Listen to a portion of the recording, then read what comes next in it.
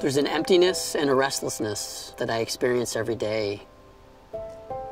And I don't know how much of the emptiness is the loss of Amy as a person and a partner, how much of it is the loss of an identity, as I have been a caregiver for 5 years and don't know what to do with all my time now.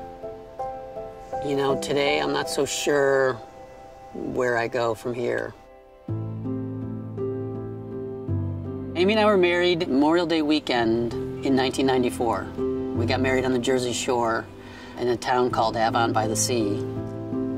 When I think about Amy before she was sick, she just loves being at home with Megan and Justin. She just loved being their mother. She was active in the elementary school. She was a great friend to many people, and you know, was just always a very, very calm, caring person. Amy was 41 when her mom passed away, and we started to notice the signs that we thought were depression at that time. I remember thinking, you know, I hope we find out what this is, and I hope it's something that we can fix. Never expecting it to be Alzheimer's.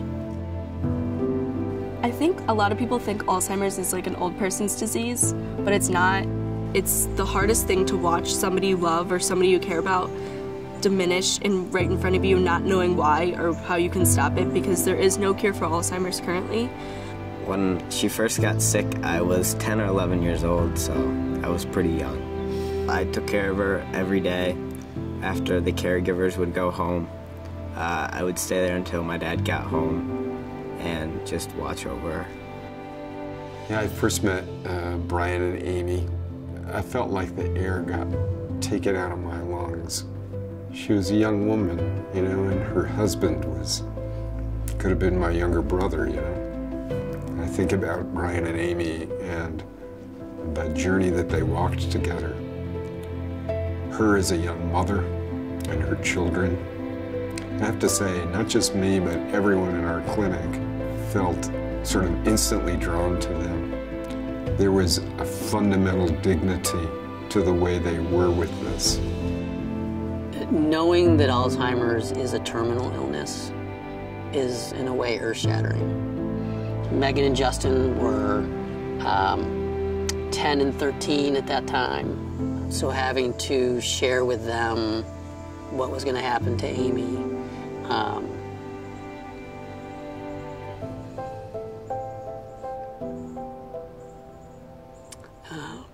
Having to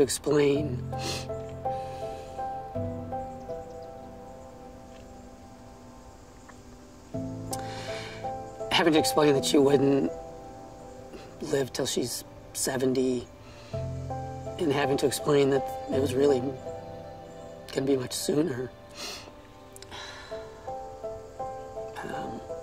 was hard. A Pittsford mother diagnosed with early onset Alzheimer's when she was just 43 has died. Amy Norton's family allowed us to follow her journey over the last 3 years. She died this week after being diagnosed with Alzheimer's 5 years ago. And through our reports, we've shown you how the illness progressed. We've also shared how Amy's husband, Brian, and children, Megan and Justin, adapted to help care for their mom at home. Amy Norton was 48 when she died. There's approximately 5 million people in the United States with the disease right now. There are roughly 25,000 to 30,000 people in our community affected by Alzheimer's disease. And what we also know is for every person diagnosed with a cognitive impairment, there are generally about 3 to 5 family members who are also suffering from that cognitive impairment.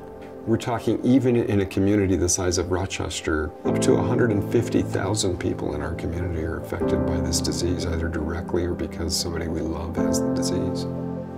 One of the reasons it's really important that we focus on the caregivers is that there have been many studies that have been done that found that there are actually caregivers who develop depression. It is one of the most stressful responsibilities that anyone can take on. So when people ask me if my job is hard, I say yes, but there's not one day that I leave my job at the memory clinic and I don't feel like I've made a difference in someone's life. The idea that Amy got sick enough that it was really a burden to her to come to the clinic. It was upsetting to her to come to the clinic. It just dawned upon me that that needn't in any way foreclose the opportunity for me to be of service to them, but it was an amazing privilege to go out there to the house. And I don't know, how many doctors really do that kind of thing anymore. To see just the level of care that he had, not even just from a disease management standpoint, but just a personal level of care for Amy as a person. So it's something I'll always remember. Without the memory care program, I don't know how well we would have gotten through living with this disease, and I'm incredibly grateful to Carol and Dr. Marshall and the social workers at the program for everything that they've done for us as a family to help us provide the best care possible for Amy. The worst thing that a doctor can do to a patient is to take their hope away. We speak to a reality, yes, but we would never ever want to take someone's hope away. And the way we do that is that we never lose hope ourselves. We are poised on the edge of a whole new explosion of understanding about how these diseases work. I have every confidence that we're going to find cures to these terrible diseases. And I think I found a new purpose, maybe part 2, which is, can I find a way to start being an advocate or a support for others? And does that become my new calling? I've spent more time in Rochester than anywhere else I've ever lived. This is a wonderful community. It has a spirit of benefaction. And together we can do this. We've come a long way, but there's a long way to go.